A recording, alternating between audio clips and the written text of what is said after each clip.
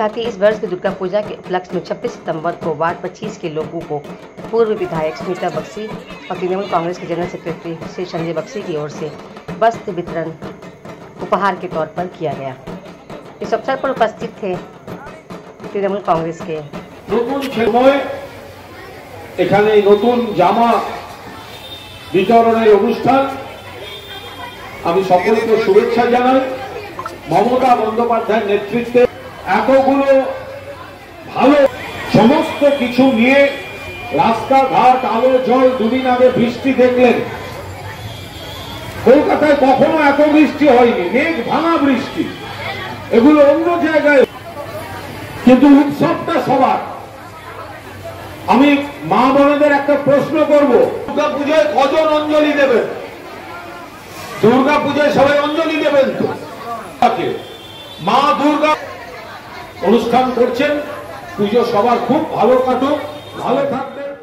বা বৎস উৎসব শারদীয়ার পাটকালে হয়ে থাকে প্রত্যেক বছরে, কখনো সঞ্জয় বক্সির উদ্যোগে, কখনো স্মিতা বক্সির উদ্যোগে টানা আমরা এই কর্মসূচিটা আমাদের 50 বছর অতিক্রান্ত করেছি।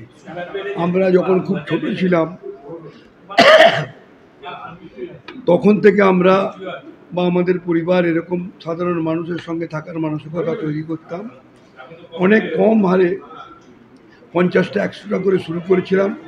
আজকে আমরা কয়েক হাজার, যেরকম আজকের দিনে এই 2025-এ বস্ত্র উৎসব হচ্ছে, এই উৎসবে আমরা কম করে 2100-2200 বস্ত্র বিতরণ করছি। এবং সবথেকে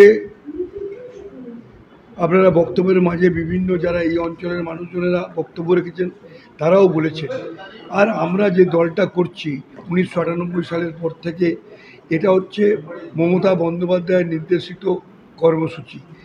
তিনি সবসময় মানুষের পাশে থাকার মানসিকতা তৈরি করতে বলেন। আর এই রক্তদান শিবির থেকে আরম্ভ করে আর বস্ত্র বিতরণ, এরকম যে কোনো কর্মসূচি মানুষের পাশে।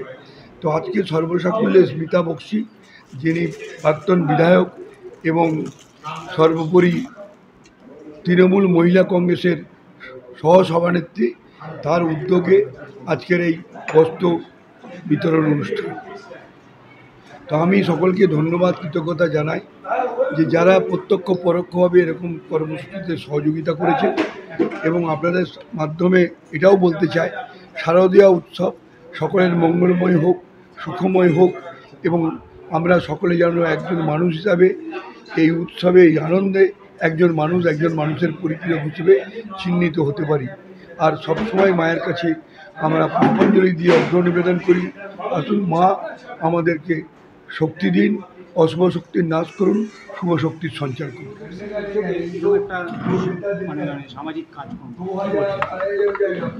দেখুন, এটা নতুন কিছু নয়। সঞ্জয় বক্সি এবং তার পরিবার সঙ্গে আমি প্রায় 50 বছরের আগে থেকে আমার যোগাযোগ, এবং আমরা 1972, 73, 74, 75 সালেও তখনও আমরা এই কাপড় বিতরণ করেছি। তখন হয়তো আমাদের খুব কম সংখ্যক কাপড় বিতরণ করতাম, 50টা 100টা লোককে কাপড় বিতরণ করতাম। কিন্তু দীর্ঘদিন ধরে 50 বছর ধরে সেইটা আমাদের চলে আসছে, সেইটা আমাদের চলে আসছে। এখন হয়তো হাজার হাজার লোককে দেওয়া হয়। তো আমরা ওই স্রোতে ভাসার মতন লোক নই।